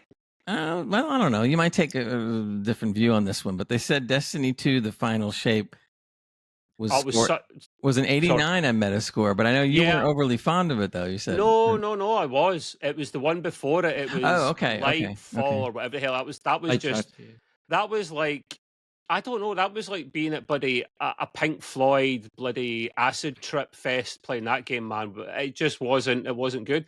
And then they bombed quite a bit, Bungie, and then they come back with The Final Shape, and that was way better. That boosted their shares right back up because Bungie board were literally like you could have held a piece of paper between these butt cheeks. They were shitting themselves that much about their jobs being on the chopping block because they were doing so bad. Sony were like, listen, if this bombs, we are disbanding your board and coming in to take over properly rather than let you do your thing. And this is the same company, Bungie, that went over to Naughty Dog and went, nah, your multiplayer Last of Us game is shit. It's not going to make any money. What? The Last of Us is not going to make money. The title alone sells an absolute fortune. Bungie don't have a clue what they're talking about. I'm actually pissed off they've done that. But I'm glad at least Bungie recovered with this latest DLC because it was phenomenal. I really enjoyed it. Really emotional, good story, good gameplay. Sometimes you get shortchanged with gameplay, but it done well. So I would say it's worth that DLC. But it's DLC, it's not a game, mate. So back to that again. Yeah. Yeah, but in a sense, it's just an extension of the game every time because it's live service and. Yeah, so it shouldn't count. It should have its own category, like we discussed before, like Game of the Year awards and stuff. It shouldn't. Don't get me started. Lightfall was the Chernobyl of Destiny 2. Yes, it was. It wasn't great, mate. It was like an acid trip playing that with all the colourful lights and stuff. I felt like I was at a rave or something on LSD. Or not good. Anyway.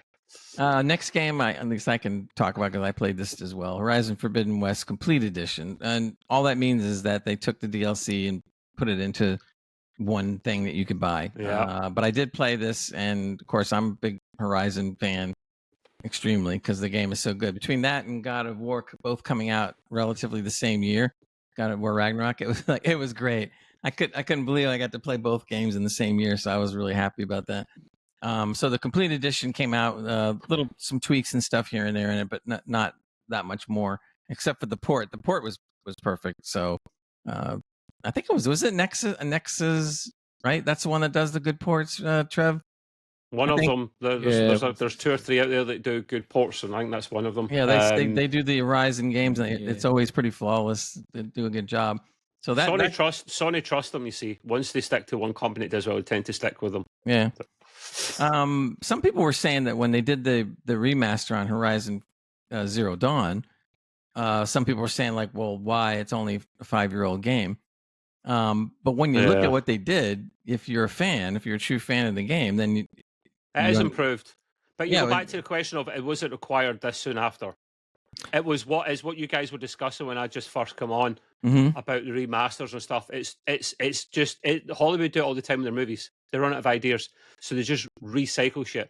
And no one's making you buy it, but it's kind of poor. Like this is why ideas cost money. They equate to a lot of money. The guy that made Belatro, brilliant idea. You're paying for this. Yeah. Anyone can program. Anyone theoretically can program it. Apparently, it's not super difficult. But I'm just a dum-dum. It's getting the good ideas to then put into a game because you could pay a programmer to make a game for you. So ideas cost money, mate, and this is why these things keep happening because they run out of ideas in games.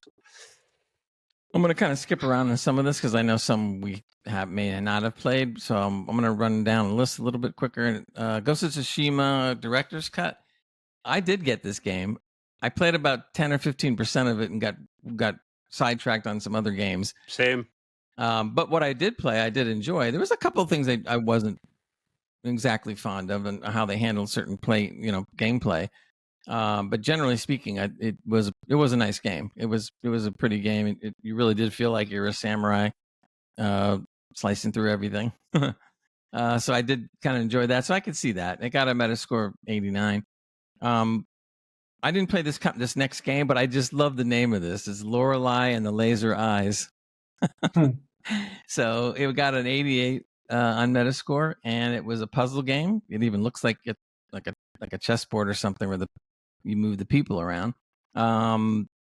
I guess the art direction, the puzzles, you need a notebook to keep track of everything. So you have to be thinking about this one.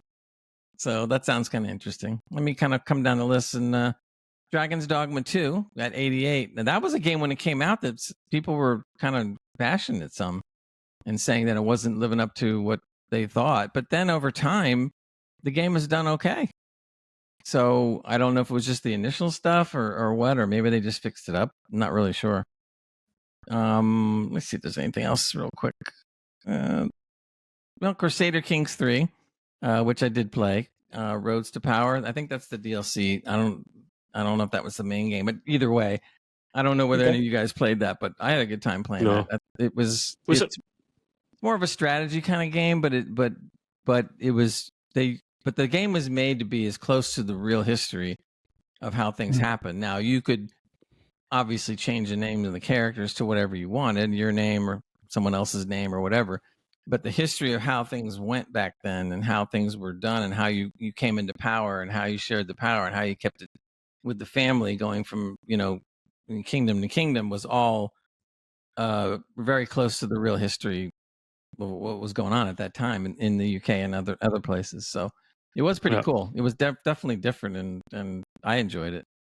Other things were like Silent Hill 2 came in, Dragon Quest 3, all getting in, high 80s on the scores and stuff. Indiana Jones and the Great Circle made it on their list, 87. They gave it. So that's pretty cool. So that's basically it for that. I kind of run it down. It was kind of fun. The next thing I'll talk about just briefly, we had kind of touched on this before. Everybody knows by now that The Witcher 4 is, we saw the cinematic and fanboys like me went nuts. So I loved it.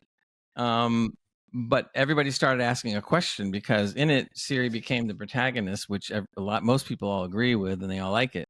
But then the questions started coming out. Yeah, but wait, there was a whole bunch of different endings in Witcher 3. In fact, I didn't know this, but there's like 36 different ways that could have went, believe it or not. And not all of them were her becoming a Witcher. It was all different things. She died, and another time she became queen of wherever, etc. But apparently 3D Projekt Red came out and decided that they are going to, after almost 10 years, actually pick one ending as canon. And so the ending of canon is the fact that she became a Witcher. No duh. Because she's in the, in the next game as protagonist. So for those of you that keep track of that kind of stuff in the lore and everything, it's not that the other endings weren't good or whatever, but this is the canon ending. Which makes sense because if they're going to roll it into Witcher 4, you kind of have to come out and officially say something. I don't think, although I wouldn't put it past them that the Witcher 4 is going to have 36 endings, but hey, man, I don't know. There's so many different things happen when you make the decisions. That's why I really like the game. I mean, you make a decision, it can affect stuff that goes on the rest of the game, which you don't see a lot of games do anymore. They just kind of yeah, that's too much. We're not going to bother, but CD Projekt Red has always done that. So it should be, I think, pretty enjoyable in the long run. That's it for now for my game news. So we're going to wander off to Matt. He's got some tech news he wants to talk about. So take it away, Mr. Matt. Right, this one I got a little video of as well. You have it? So or you want me to try to get it for you? Yeah. You have it? Yay. Yeah. I've got it. And what was the name of this thing? Because I think this is a funny name. I don't know why. It just sounds. This is an odd one. Yeah, this is called the MSI Claw 8 AI Plus. That show. There we go. All right, so I'll play it from here so you can see a little bit, and then go on. They already made a Claw. This is a follow-up, I guess. Yeah. What is it? The new chip? Please say it's what is it called? The Intel Ultra 7, the 258V.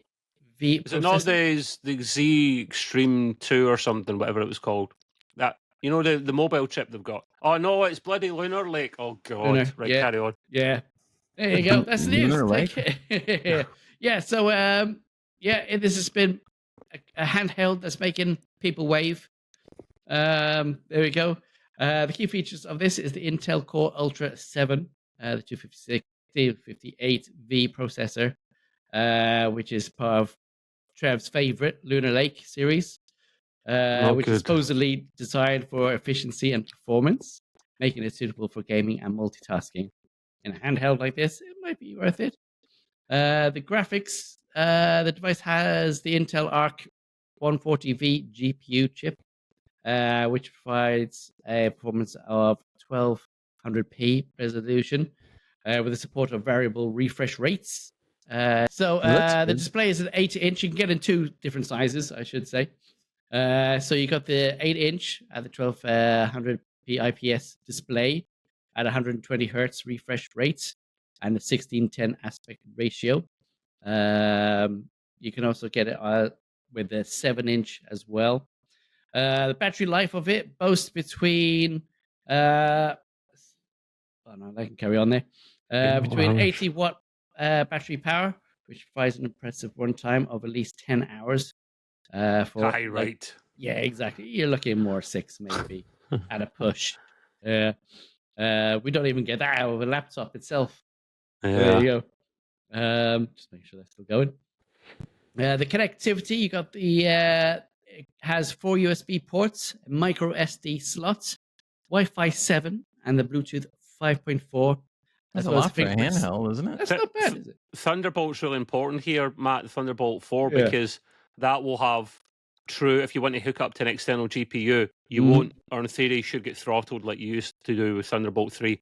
That was a problem. Everything goes through the one cable. It is, absolutely. So that it's brilliant. It looks nice. That's all I got to say. It kind of looks really good. It's got the analog sticks, your triggers, ergonomic controls, and customizable macro buttons for grey style of personal there. Let that go on a bit more. So besides that, the solid gaming performance supposedly can handle modern AAA titles like Cyberpunk, Forza. There we go. I'm going to leave it there. Lovely. It does look kind of nice. I do like it a little. What is the colour on the side, man? What is that? Is that beige? What is that? Is that looks great? Gunmetal grey. Yeah. Gunmetal grey. Yeah. With the RGB ring lights around the thumb twiddlers. Some people call me that too. Thumb twiddlers. Is that the technical phrase for them? It is. Matt? Is it thumb twiddlers? Yeah, it's patent. So here we go. I think looking at the specs, it might be okay. I mean, the first one was a disaster, right? If I remember rightly. Yeah. But and Trev, I get the impression Lunar Lake is not your bag. But I think for mobile, Lunar Lake is okay. Well, they brought Lunar Lake out for what's the name of that? Is it the Asus one? It's one of these guys that will do kind of Kickstarter projects. I don't recall the name of it. They brought out a console earlier this year when Lunar Lake first came out. Cyberbridge. No. And it was. That's what I was going to say. It wasn't great. It wasn't great. Now, I just hope they've fixed their problems, Intel. They say they're releasing microcode, which should help. But until we actually have proper tests of this, and then we need... That's compared to the Z1 Extreme. That's what I was talking about before, Matt. The Z2 is about to come out, and it's probably going to get announced at CEX. I keep CEX. That's the bloody mobile phone. That's the recycling electronics place in the UK. CES, Consumer Electronics Show. It's going to get released there, and that will just blow that and everything else out of the water. So that's what I'm looking for. I'm excited for that one, Tar, because it's going to be the Z1 Extreme, the non-extreme version. There's going to be there are 2 or 3 different variants of it, and that will blow things out of the water. So, absolutely. Is there a price on this one yet, Matt? There is. So for the 8-inch, it's looking at $899 to the dollars. Wow! But you can save £100 by getting the inch smaller, the 7-incher, like the rest of us. That's what she said. Yeah. I saving that one up. It's not all about size when it comes to money. Well, you know what I don't understand. I mean, I do understand, but I still think it's kind of silly. So you have an 8-inch and a 7-inch. Why? Yeah, I understand that a handheld, even an inch can make a difference, but still, if I'm gonna do it, I would make an 8 and a 10. It's the resolution, Gray. The resolution is batshit crazy. 1200p for something you're holding like that is bonkers. You don't need any more than 1080p that close to your face. Right. You don't. Yeah.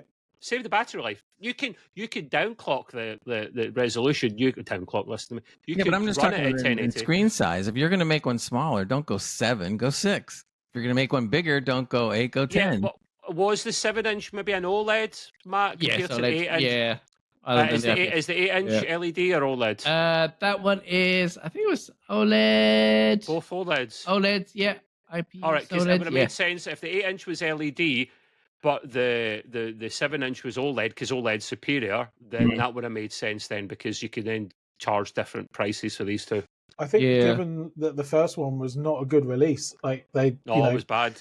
It needed to be like £500 and £600. Yeah, you know, not 7 and 8. Why do you think the Steam Deck done as well as it is? I mean, there's more power in my pinky when I'm sleeping than there is in the Steam Deck, but it done the job so well because it was efficient, because the OS that Valve took, basically Linux, and made their own version of it and tweaked the hell out of it and optimized it within an inch of its life. It done so well that the rumours are that we don't have this in our list anywhere, but it's a good thing to talk about.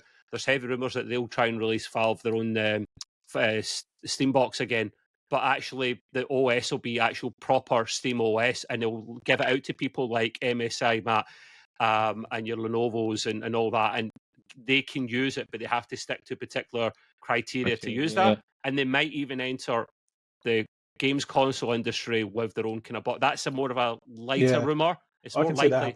Steam OS thing is going to happen. We've seen leaks of the sticker. Yep. So, but I don't understand why it bombed in the first place, to be honest with you. It was good. I tell you why, Tara, because I watched a video about this just the other day. It's because they brought out their Steam box and other companies were able to bring out a Steam box as well. They did not regulate it, mate. They went, we don't have many criteria, go for it. You can do what you want, more or less how you want. I didn't know that. There's different versions of it. Some of them brought out Steam box that had Windows on it. So this time, at least, it will be the proper OS. And you, like Sony, like Microsoft, you have to play by these rules or you're not allowed to use our brand. That sounds very on-Valve. I know. It's weird. No wonder it bombed. But their controller thing was brilliant, if you remember that. Yeah, the controller I should have bought one. It went for like £3 at one point in Steam when they were getting rid of them. Nuts. Yeah. Sorry, Matt. I don't know if you have any more chat to that, mate. I think the only other con that people were worried about is the weight of the whole thing. Was it 795 grams? Was it one? Holy moly! That is a beast for a handheld. God, that's a workout. Yeah. I don't go. What's your workout routine? I do at least 5 or 6 sets of 10 reps with the MSI Claw. No, what you do is you get 2 of them and you put one in each hand and just go like this. Really expensive workout. I'm going to clip that. Thank you. Nice that was like the little Trump dance, wasn't it? Yeah. That was that. Yeah. Okay, Trump. Yeah, what you saying? You do stay in Florida, to be fair, mate. So shocking. Yeah. So there's. All right, we're going to move into. We're going to stick with the tech news, and Trev's got a couple of things he wants to cover. I'll fly for these a bit quicker. We should be able to fit in the quiz after as well. I appreciate. Yeah, we're in an hour 47 minus. Great movies. Yeah, but the 10. 40. I was going to say we've got time on.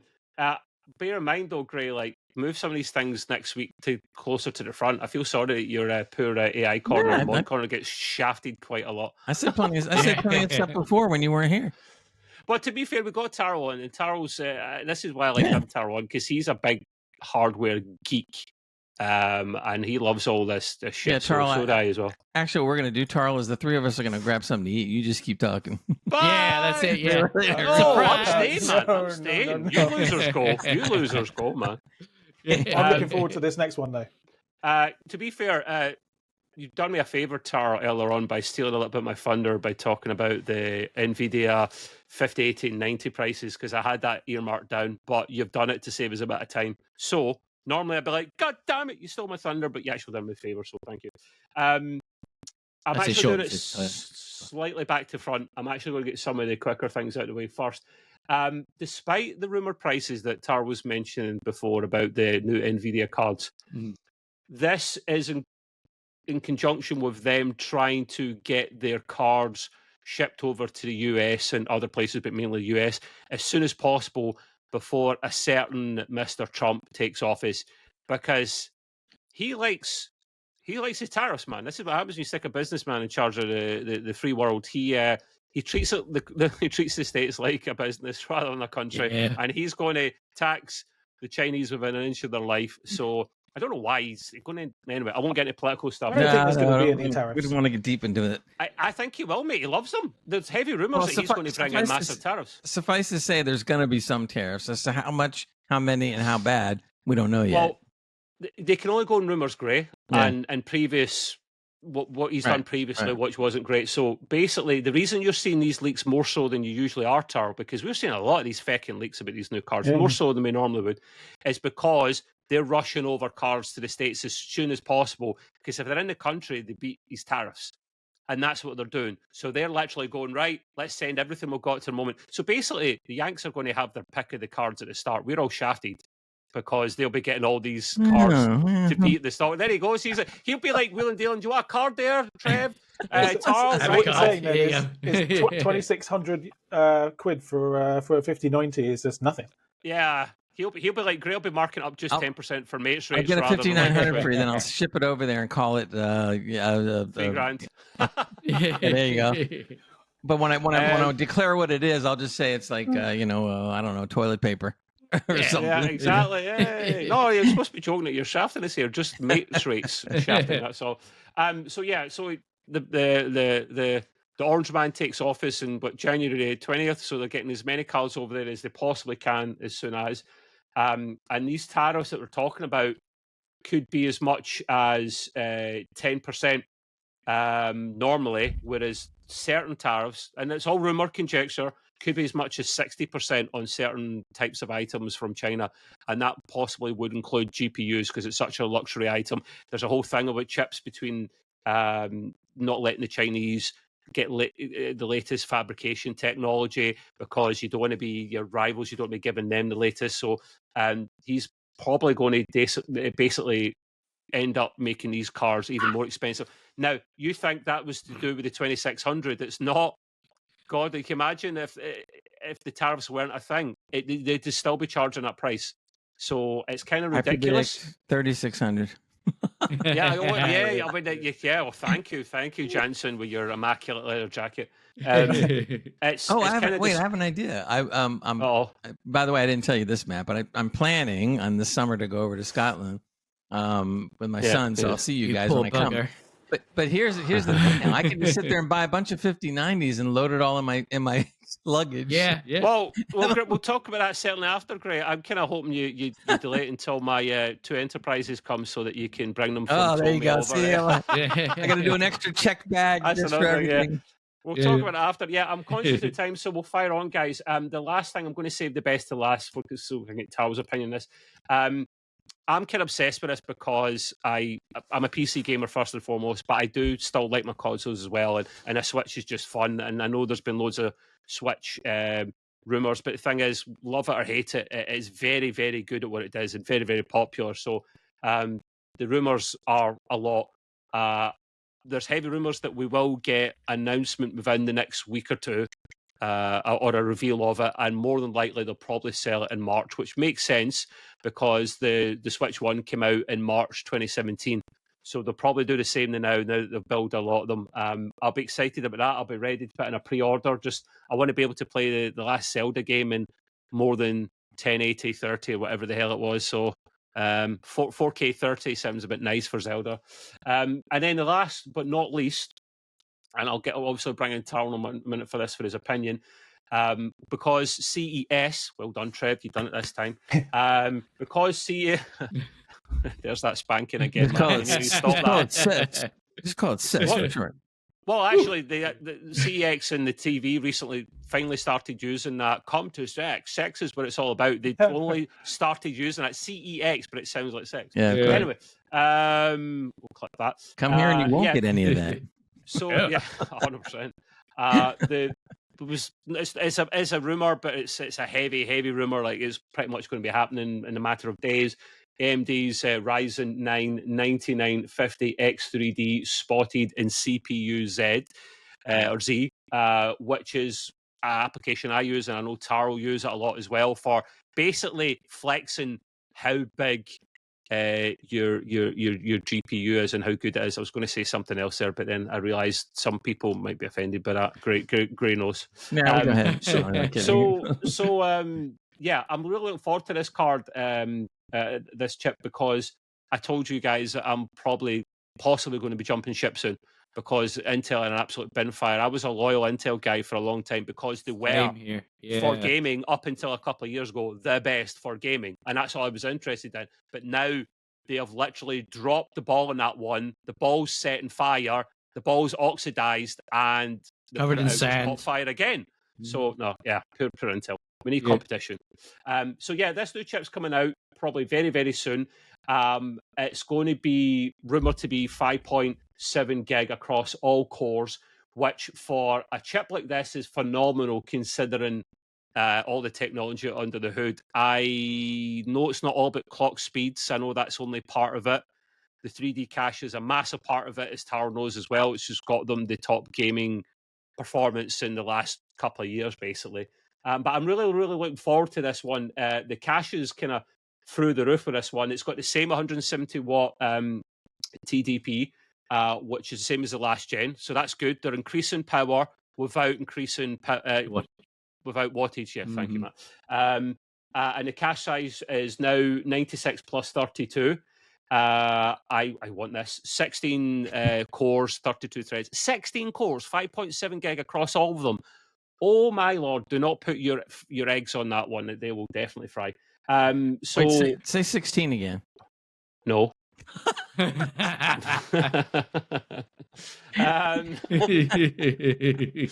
So it's all about an extra 64 meg of that level 3 cache, right? And the cache is really, really important for this chip and how its technology works.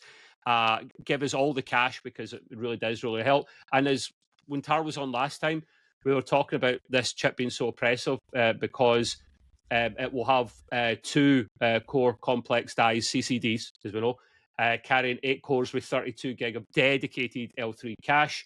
One of them will feature an additional 64 megabytes of level 3 chiplet underneath the CCD. This is where this whole 3D cache thing comes into play, bringing the total of L3 cache to 128 and 144. That sounds like nothing if you don't know much about computers, but see, in terms of CPUs, that's bonkers. That is what it's all about. You imagine when you get these chips in a couple of years, they're at like 6 gig across all cores, man. You're flying. Taro, thoughts, opinions? Are you moist and excited? I was, but until I saw... I often do that to boys and girls, by the way. I'm sorry, I'm let down. Until I saw this CCD layout, I was really excited because they were supposed to have the full fat V-cache on both CCDs. What is the full fat level for the uninitiated? Well, having that 64 megabytes of L3 cache on both CCDs. So what this one's going to do is basically use some software trickery to, shut off one of the CCDs, and when you're gaming, to use the one with the V-cache for better gaming performance. Yeah. But what's happened is that that software is not great. It's okay. I mean, it does the job, but it's not great. And why are they doing it? Are they cheaping out? Is it money? Can it be done? I'm assuming it can be done, but they're cheaping out. Yeah, but so the original rumor was that it was going to have the full fat V cache on both CCDs, and that doesn't seem to be the case now. So I was really excited about this because I thought this was going to be the absolute best of both worlds. Great for productivity, also amazing for games. Yeah. If you're a gamer, you want one that just has a single CCD with the V cache on it, and that's predominantly. Yeah. Which is the 9800 X3. Well, there's probably another reason why they're not doing that. That all falls on marketing. They can do it, but they're just going to wait until they can bring out the new and improved one next time. There's a question for Tal. When would they actually bring out both? Do you think the generation next, they're just kind of basically eking out that little bit more, yeah? I don't think there's enough room currently on the die to support. Also, physically can't be done. All right. Okay. I don't think so. No, I mean, I'm not a massive expert, but from what I understand, they're already, the reason why they've moved the cache to a different place is to allow for more of it, to allow for better thermals and all that kind of other stuff. There's just hardly any room left. Yeah. Yeah, that's a shame. It really is a shame. Listen, at the end of the day, AMD are running away with it in the CPU department, not the GPU department. So I guess that's their kind of bag at the moment. I will keep my options open. I think it is a good one because basically, when they bring this out at CES, they'll be bringing it out rumored to be alongside FSR4. So Gray, you like your little chuckle there, your little kind of pisser thing. So yeah, you like that. I'll let you get it in. And the new graphics card as well. So RDNA 4. So the PS5 Pro is, or is it? PS5 Pro is like it's like 3.5 in terms of the RDNA, the way Mark Cerny was talking about it, because they took some of the new things and the old things, and that's what Nintendo done as well. It's a great thing about working with these guys. They just squeezed it down into a bigger chip. Customized. It's customized, isn't it? It's just like Nintendo are good at this because they're using the last NVIDIA chip, but they're saying, listen, we don't need the Billy Big Balls edition and we're tight arses. Can you just give us the last one that you've got, but maybe add a few, bolt on a couple of things like DLSS so it can run it a little bit higher, whatnot. The new graphics card will come out as well, AMD, more than likely, the RX 9070 XT. Now, I don't know what that compares to NVIDIA. It won't probably touch the 50, 80, or 90, more than likely. No. But I hope it's something strong and powerful because I would love to run the two AMD products together to get, what's the technology, the phrase that they have, Tar, when you run both components together, you get a speed boost, don't you? SLI? Sam? Yeah. Remember that? Say it again? I said SLI, Sam remember that? Or something like that. Sam, that's it, Sam. Not SLI, no. That's wait a minute, that's Sam's a missile. What are you talking about? I don't know. No, they run together. It's like the direct storage thing with Intel. So if you run these two products together, it's a bit of a marketing thing, but there is a bit of truth in it. They run a bit quicker. Yeah, if you run get both like together. a 3% performance lift or something like that. Maybe 5%. It's not too shabby, but if their new graphics card can only compete with, say, the 5070 when it comes out, it's no use to me. I'm not at the bleeding edge because I don't have any more organs or testicles to sell. But I'm certainly at the highest end. I'm at like a 50-80 kind of side of things. So, hey, CES is a nerd's wet dream come true. It really is. It's all the shinies, and we'll get loads of it. You always see, what's his name? Linus from Linus Tech Tips. Literally, he's like a kid in a sweetie shop, a candy shop. He absolutely adores that. So, yeah, that's all the news I've got now. I think we'll get time to squeeze in the quiz. Is that right? We'd have to rush it. And I don't know if I want to go rushing it. What's on the clock if you take away 10 minutes? Yes, yes, and no. We have like less than 8 minutes, and we have to run the end too. So, we've got time. Go for it. No, we'll just do it next time. It's cool. Right. Okay. You're the boss. Well, anyway, thanks, Tarl, for coming on the show. I really appreciate it. So and much again, for inviting me. gamertech.org. You want to check it out and get a computer built for yourself the way you want it. And Tarl will back it up. If anything happens, he'll come over your house. and give you a free 59. Tarl, you're That's welcome. not a benefit. Listen, you're welcome anytime, man. Just if there's something that tickles your fancy, like some news that you know is coming out, like hardware. I love talking hardware with the boys anyway, especially yourself. Just give us a heads up and come on, man. We'll chew the fat hardware-wise. And we'll tell you all about the different games that we want you to play. Oh, only kidding. You know what? There's a few on that list that I like the look of. 2025 is going to be big for games. There's a lot of stuff coming down the pike. Oh, yes. Next week, I'm going to talk about Axis Unseen, by the way. Next week I'll talk about Axis Unseen. I'm really having a lot of fun with that game, and I'll talk more about it next time. But that's nice.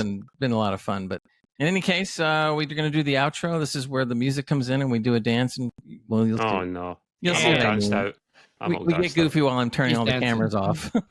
Yeah. So thanks everybody for tuning in. We'll talk to you again next week as usual. So everybody say bye-bye. Bye. Bye. Bye.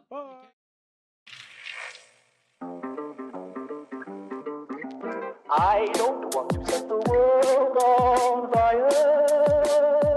I just want to start a flame in your heart. In my heart I have but one desire, and that one is you.